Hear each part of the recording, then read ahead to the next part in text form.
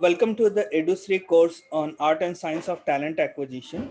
In this course, we will be discussing about different sources of talent acquisition, different processes of talent acquisition, including manpower planning from where the entire talent acquisition process starts. Then we'll go into the recruitment and selection processes in different. So we'll also take one of the formats of taking interview, that is behavioral event interviewing technique. So the success of any organization, whether a small manufacturing unit or a Fortune 500 company, it is closely tied up with the quality of its employee, which in turns is closely tied up with the talent acquisition process. The way an employer recruits affects the individual if it hires, the training need they need, and the initial performance and the retention rate. Recruitment process have a direct impact on the organization bottom line. In various studies, it has been found that the employers that excel in the recruiting experienced or have got a good talent acquisition process has got a 3.5 times more revenue growth and twice the profit margin comparative to the employers that have got a less capable recruitment processes. Acquiring the right talent can be a challenging task. The employer must decide the type of employee that need to attract, what recruitment messages to convey, and how to reach the target individual. If done poorly, an organization recruitment effort can produce job applications who are unqualified, lack diversity, or may be likely to be quit if hired. A poorly designed recruitment process can also miss highly qualified job candidate because they are unaware of the job opening.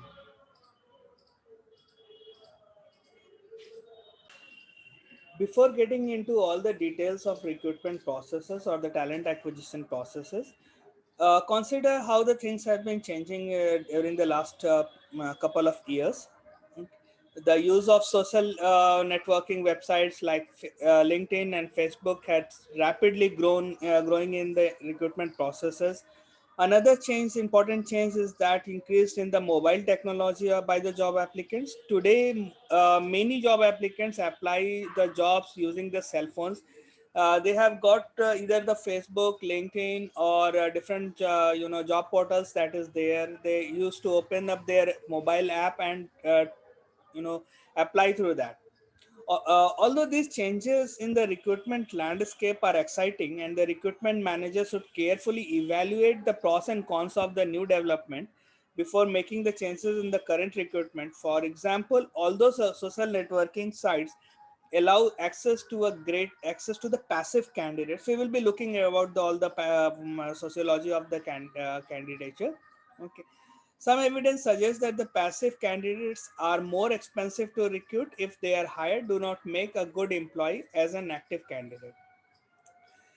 Another example, the employee with a mobile friendly website make it easy for candidate to submit the application. However, the ease of submission could result in many applicants who are not serious candidate for the job. A very large applicant pool increasing the chance that the employer will overlook the strong candidate. Another challenge is the abundance of information about the organization now available to the job applicants. Ideally, having the access to more information should allow for the better application or self-selection, allowing people to opt out of applying to the for the position that they are not a good fit. However, some of the information available may be inaccurate, such as negative reviews on the glass doors, making it tough for the candidates. So let's start the process. This entire course has been designed in such a manner that it will be giving you the entire process of talent acquisition, and we assume that after completion of this particular course, you will be able to identify the right process that is applicable for your organization and design your recruitment process in such a way that the productivity of the organization also increases. Also, there is an increase in the total training cost of the initial level. Okay, the initial performance level is good enough so that the organization sustains. Okay. So let's understand the basic fundamental process. There are three parts actually. If we start after manpower planning, is that when we have got the recruitment. Recruitment is basically a positive process in which you attract all the candidates. Okay, it's a lengthy process. It's a the recruitment process should be well defined and strategized it's in a proper manner. That is why the course name is art and science, because there are scientific processes that is involved in the recruitment or the selection processes, and also it's an art how you actually do that. Okay, so the recruitment process moves from recruitment to selection. Okay, where the selection can be unstructured or structured processes that actually selection is basically what we call as the negative of process, because in selection you actually attract the candidate, in selection you actually reject the candidates who are not fit for your organization, finally leading to what we know can call as the human capital. In the recruitment processes, we have got the recruitment processes for the campus recruitment, for lateral recruitment, and leadership hiring. So basically, when we talk about the entire recruitment process, we have got the available talent pool, be it passive or active, which can be grouped into hireable talent. Okay. Now, this process of making the hireable talent available for the organization on which it will be decided which person to be hired is the entire recruitment process. Now, before entering into the entire recruitment process or the dynamics and the nuts and bolts of the entire recruitment process, let's understand the sociology and the psychology of the candidates. Okay. So when we are talking about sociology of the candidates, the entire available talent pool can be divided into two parts. That is passive and active. Active candidates are those candidates who are looking forward for change or looking forward for a job. Okay. While passive candidates are those candidates which are actually not looking for a job right now, right away. They are not available in the talent pool market, but yes, they are looking forward for a good opportunity. Out of those, those 80%, 20% are actually passive. They will not change the organization. Most of the people that are there are into the organization for a longer duration of time, and they do not actually want to change the organization. Then we have the unreal passive candidate. Now these unreal passive candidates are those candidates who are not actually very active in looking forward for a job, but when given a good opportunity they will be definitely be the part of the talent pool. Okay. Now, for a recruitment manager, the area that we need to work upon, or the area that is, the focused area, is basically, yeah, this two part, that is your active and the unreal passive. Okay. So out of this 80%, say 80 of 80, that is 64% of total talent pool plus 24, that is 84% of the talent pool are actually the people who will be hired for the organization. Now, some key points for the sociology for the job search is that the truly passive candidates are rarer than you might think. Okay, so we have seen here that unreal passive candidates are there. So truly passive candidates are not there. Young, highly educated candidates are more likely to be active. Okay. Online job search is the number one activity for people who get hired. Job search is a never-ending process, and most new hire looks forward for new jobs again within 91 days. Okay. Now let's look at the psychology of the recruitment. Okay. Now every candidate makes at least 7 major decisions before they become an employee with your organization. Okay. Now this is basically what we call as the career decision change making process. It's important to understand the psychology of the recruitment because it actually enables you to strategize the process of the recruitment in so that you get the best out of the employees. So the first change is that they actually consider for the change. Now there are some trigger points that actually forces an employee for going for the change process or considering for the change, where say for example there's subordinate relationship, or the factor related to compensation, or different factors related to the person in the previous organization. Now those points actually are triggering the for the change. That is what we call as the first part is the consider a change. Now there are there are a number of ways why the people consider for change. Now this actually helps us where those people involved in the attrition control can actually understand that why what are the factors that actually makes the employee think for a change in the organization. Now second is that consider their own company, consider their position. Once they have designed that, okay, I have decided to change. Now say for example, let's take an hypothetical company called X. Okay, so I am working with an organization called A. Now I have considered some changes due to some triggers. Okay. Now first thing is that I will consider for the company X whether that company is good for me or not. Okay. Now, after once it is if the person has decided, okay, we will go ahead with the company X because maybe the company X is providing something that is not available with my current organization. Mm. So I'll go consider the company. Now, third point is that I will consider the position. Okay. Say for example, the person is working as an executive. This company is giving as a position of assistant manager, or if the person is working as a general manager, this position offered is the president of the organization. Now you have seen that first is that the trigger has been made, that actually putting up the consider for changes. Now company is good, decided, okay, fine, the company is good enough, providing ample opportunity for my growth or compensation, any other related matter that is but this the change, consider for a position and the consider for your company, is actually based on the triggers.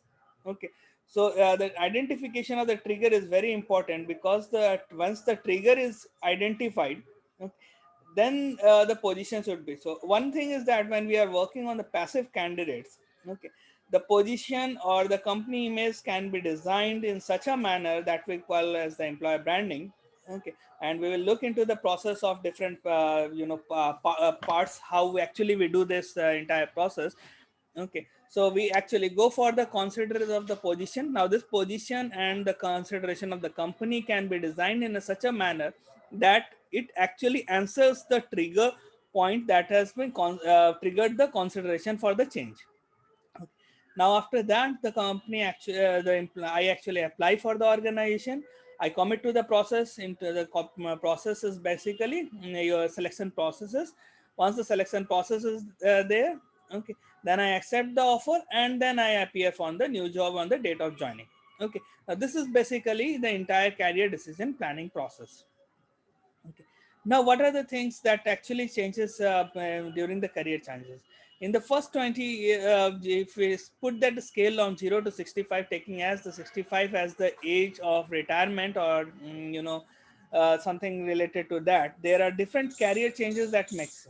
Okay, so around the age of 20, when if we put at 0 as the starting of the career, okay, and 65 as the end of the career.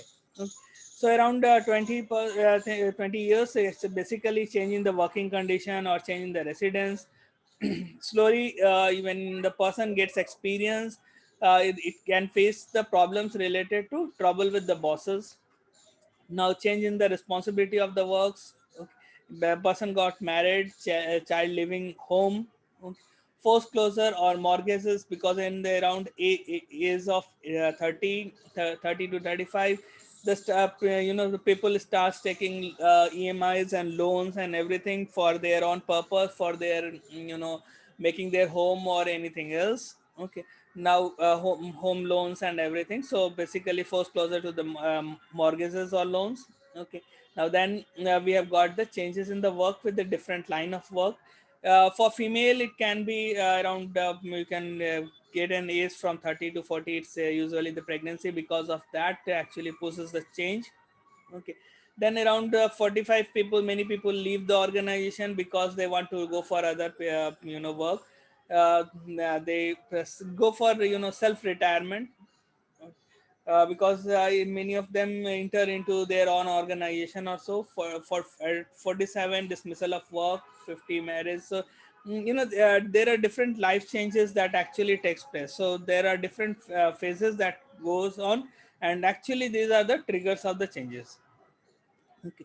Now, career changes requires the people to project into the future and imagine the potential benefits in the risk. Okay. Now, these are basically important while the person is choosing for the job. Okay. They look forward to the benefit of the changes and the probability of the failure. So they will be actually comparing between the benefit of the changes and probability of the failure inside their mind, and on the basis of that choose the job. Okay. So if we talk about the for the consideration of the changes, the career changes is very stressful, highly stressful. Okay. And we need to understand we underestimate the potential benefits. Okay. So there, what as a recruitment manager, you need to understand that you have to showcase the potential benefit of the employee who are joining the your organization or in the recruitment processes, to make them apply. Okay. We overestimate the chances of failure and making the chances work hard. So for the consideration of changes, 24% people on the different studies that has been conducted, 24% is people thinks that they are dissatisfied with the current job. Okay. So it's a responsibility of the recruitment manager to design the job in such a manner or present the job in such a manner that the job satisfaction can be addressed up. Then 19% people are discouraged with their current job situations. Okay. Then 16% people, when I see the post about interesting companies or the job. Okay. And for 12% people feel stressed about money. Okay. And 14 people says that when I get do not get recognized for an accomplishment of the work. Now this area is important for any person of a recruitment manager to understand that these are the factors which need to be addressed while putting up the candidates or pulling up the candidates for the interviewer or for the recruitment processes. Okay. So once you design the entire process, or that is strategically designed, on the basis of some scientific evidences, on the basis of different art, different way of presenting the data, or way of presenting the entire processes, and these are being addressed, it actually enables the person to apply to your organization. Okay. Now at the same time, while we design the process on this level, it's important to understand that the career change is for a very stressful work. Okay. Because we actually human capital, by default we actually go for status quo. We do not want to change. Okay. That is general tendency of the human. But when this triggers actually comes into the picture, this actually enables the stress, and there is stress available there. Okay. So sometimes we overestimate the chances of the failure, or we underestimate the potential benefit. Okay. And making a career change is always hard. Okay. Now, what actually attracts the candidates? Now, these are the studies that has been done by different organizations, different research institutes. Okay. So, 80% of the the candidates would be attracted by the good paying compensation, location, flexible working hour, meaningful work, work environment, variety of benefits, good fit by the family. company has a good reputation, clear career path of our advancement, and company's mission and vision of the organization. So if you look at the triggers that are there is actually the same more or less found from the different studies. Now this is important to understand because this will actually enable the recruitment manager to make a correct decision of the recruitment processes. Okay, so key points for the psychology of the job search is that career changes involves a stressful and multi-step psychological processes. For passive candidates, the psychological obstacles to change are enormous. Active candidates, by definitions, are ready for change. Candidates prefer to be in control of their job so that they find the best fit. Okay. So before going into the entire process of recruitment, in the next section, we will understand the process of manpower planning because that will actually give us the number of employees required. Okay. So it will be based on a hypothetical situation. Okay. So most of the cases will be based on the hypothetical situation so that you can able to understand how the entire process works upon.